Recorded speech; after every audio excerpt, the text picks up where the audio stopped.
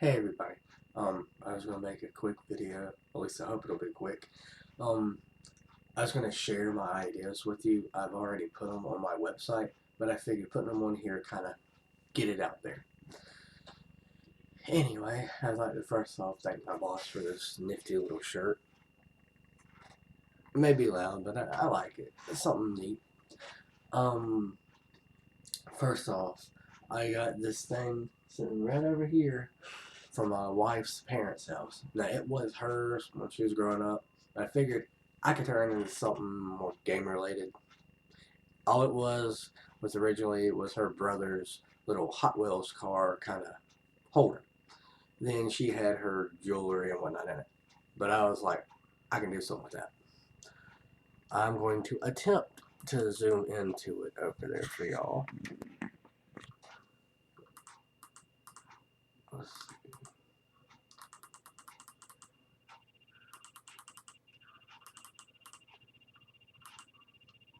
Now, as you can see, it has Game Boy games in it. I hope you can see. When you turn it on, however, you have a rotating Game Boy display case. It's very nifty. Originally,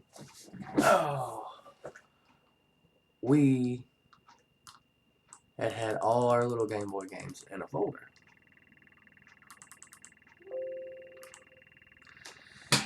I had them in this little folder here. It worked alright. As you can see, we have the little pages that they would be held in.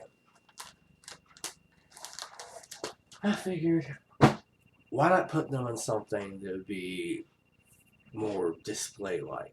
We already have moved our cartridge games down there. So I figured that would be the next step. Now for PSP games and Vita, I don't know what to do. Probably just going to leave them in folders and containers. Same thing with DS and 3DS.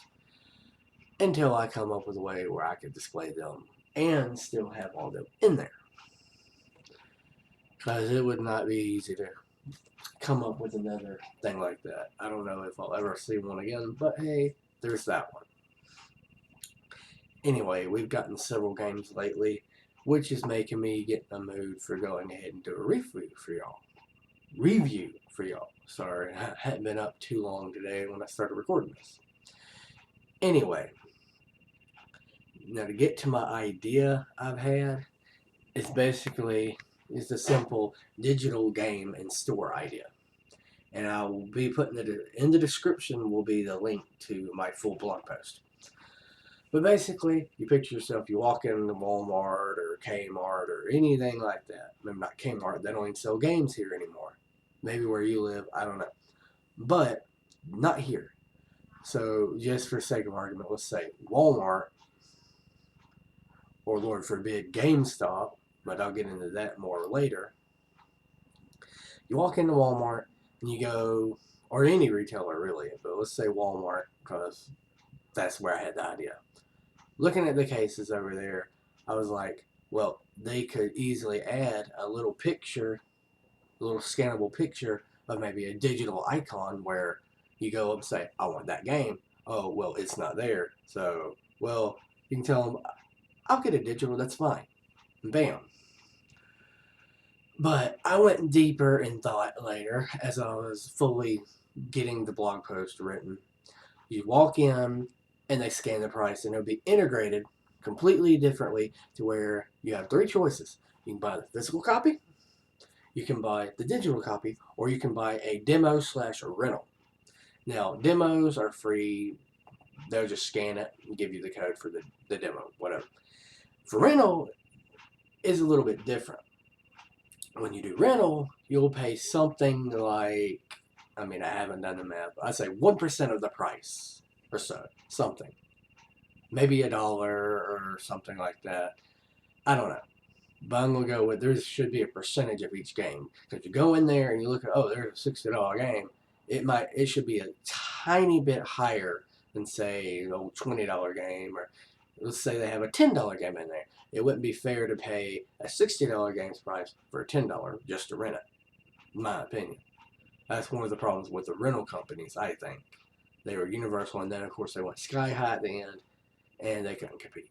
But that would help with people, say, if you want to get a game for your child, wife, mother, father, brother, sister, friend, anything like that, coworker, you could go and rent it first, or better yet, if you want to go ahead and buy it, because you might like it too, you buy it, and then what they do is once you play it and test, and you're like, okay, that'd be good for them, you can give up your license for it for another code, and you give that to them. Now, the same thing could work with trading it back with your friends. There's say, like I have 2 copies of Halo 5 right now. Well, I'm screwed because I would be screwed if it was both digital.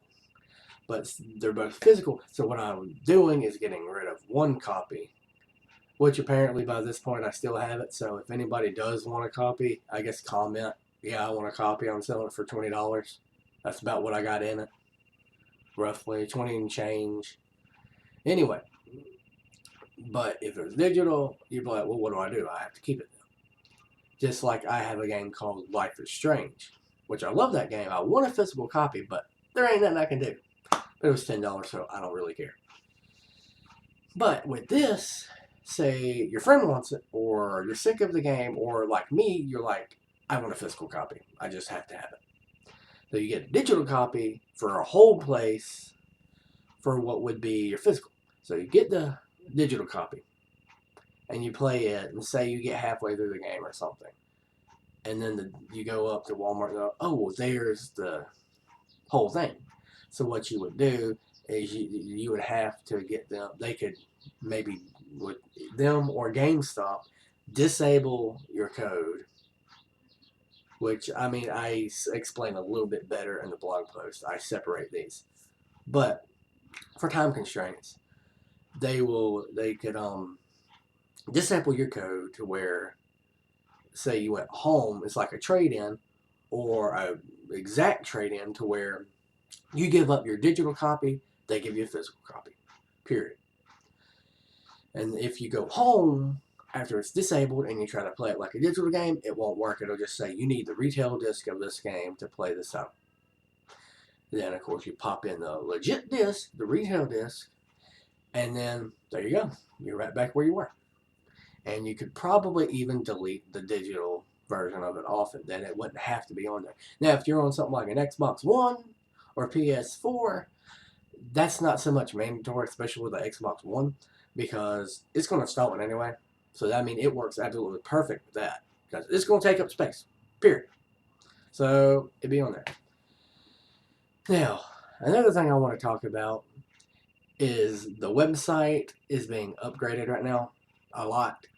I'm trying to keep up with everybody's demands of it. People have even said, hey, there's no back button. So I put in a back button. And instead of it just being one step back, I have it integrated to where if, say, you're 3 levels deep, you can go back 1 or go back 2 or go back all the way. But for right now, the upgrading is going to slow down because I need to focus on maybe a little more of this video making here for y'all, and my writing especially, because I'm way behind. FOE Season 1 is out completely, and of course the only place you can get it right now is the website. Wattpad may receive it later. I haven't fully decided if I'm going to keep up with that or not. But the website, all the episodes that are available are on there now. You even have King's Castle, A Four-Time Benighted has an episode, and Demon Twins, which is brand new, has an episode on there. Masters of Evolution, One Red Kid, Total Groove of Justice, and Dragon Spirit, which Dragon Spirit's name may have to change. I have discovered, unfortunately, there is an NES game with the same title. But maybe that won't be a problem. But those episodes I will be working on as soon as I can. I love working on new projects. In fact, One Red Kid, and Totally Groovy Justice, and Masters all have a little bit of part of episode 1. already done, or chapter 1. These are going to be called episodes, but King's Castle and King's Castle, excuse me, King's Castle will have chapters instead, and so Demon Twins may as well. I haven't completely decided. At this point, I am in between my old writing and my new writing. I'm trying to write more like a book to make it more legit to people, but at the same time, I want to keep what brought me to the table, my script format. So what I'm probably going to keep doing is it's going to be longer paragraphs, thick paragraphs like a book, but it's going to have their back and forth, back and forth, back and forth the same way I've always done it, because I figured that's the best way to go. Now, King's Castle and Demon Twins probably will remain like book type, because I started like that, so that's how it's going to be. Megan Maroon's next episode, which will be 6. 5 has just now been on the site. I had actually forgotten that 5 wasn't on there. It was only on Wattpad for a while. But I got that on there and put Wattpad's date where y'all know when it was actually available. Megan Maroon episode 6 will be 99% likely in this new format, book/script. But as the reviews go on here, I'm really considering it. I've been watching a lot of other YouTubers, and I'm thinking, it might be time to put a few out. But I'm not sure. You have the emulation recording, which is good, but, I would almost rather point it to my TV over here. In fact, I've got a new TV sitting over here. It's an older type TV. It's an 87, but it's not my original 87. It's a bigger one. I like it. But I'll show that to y'all in another video. Hopefully that's not a tease for anybody. I will also add, I have taken my Genesis games down behind the Game Boy display, but as you can see, I have proudly hung my Mortal Kombat 1, 2, and 3 in the box. Because you gotta hang Mortal Kombat, I'm sorry. It's mandatory, I'm sorry. Anyway, but some of the games we've gotten recently, let me go back. You got Mario Sunshine, Resident Evil 3, and then I've got Simon's Quest through the NES.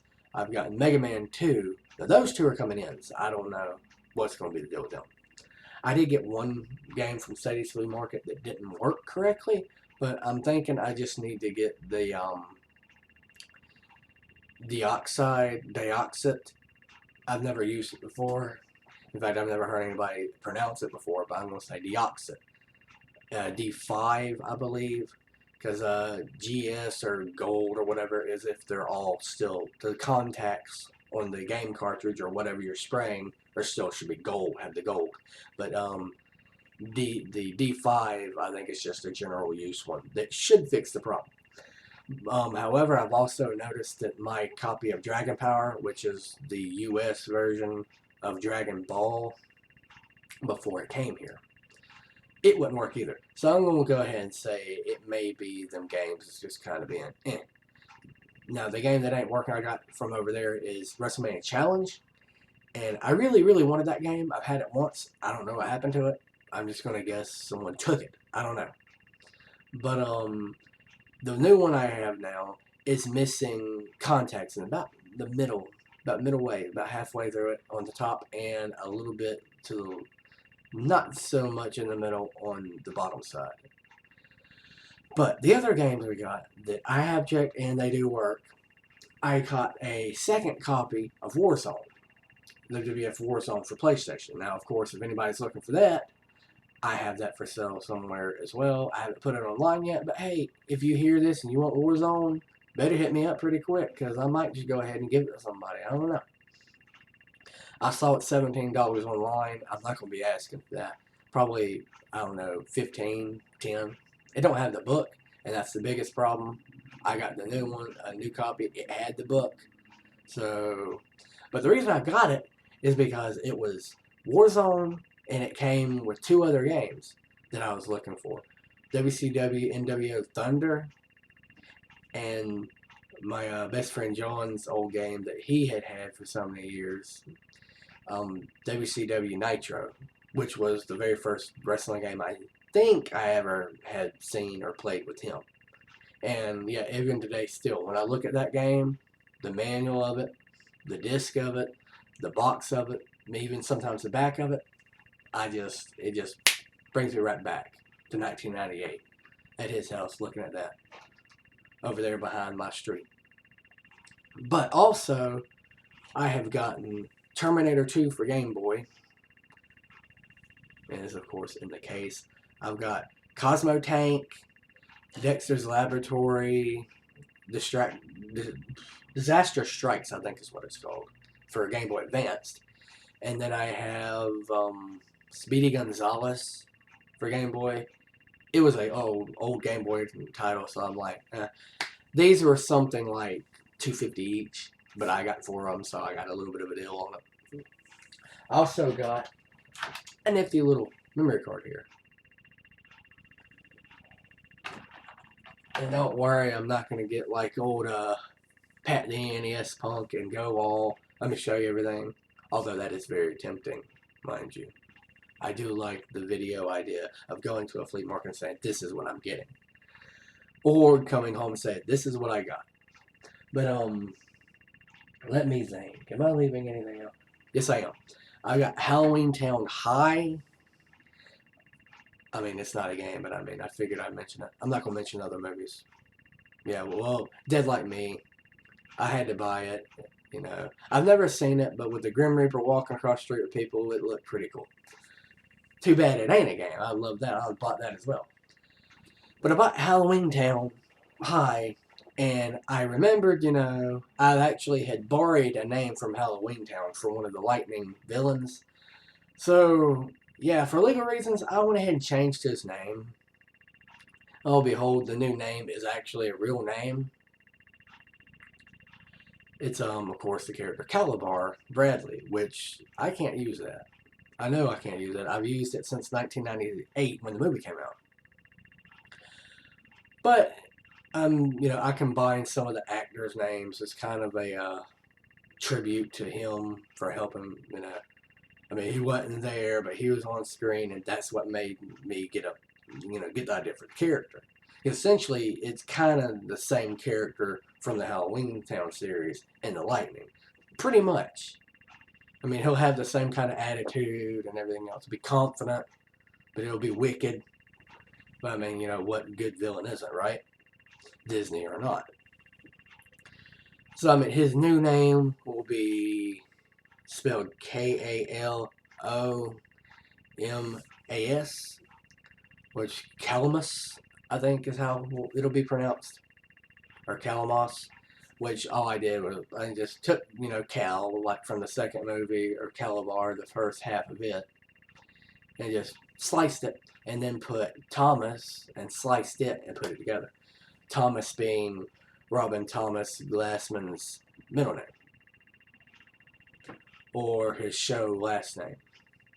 And of course, I gave Calabar, the former Calabar, Calamus, Robin for a middle name, which will come back because his granddaughter's middle name will be Robin now, just as a tribute. But I'll let y'all go. Until next time, have a good. See you later.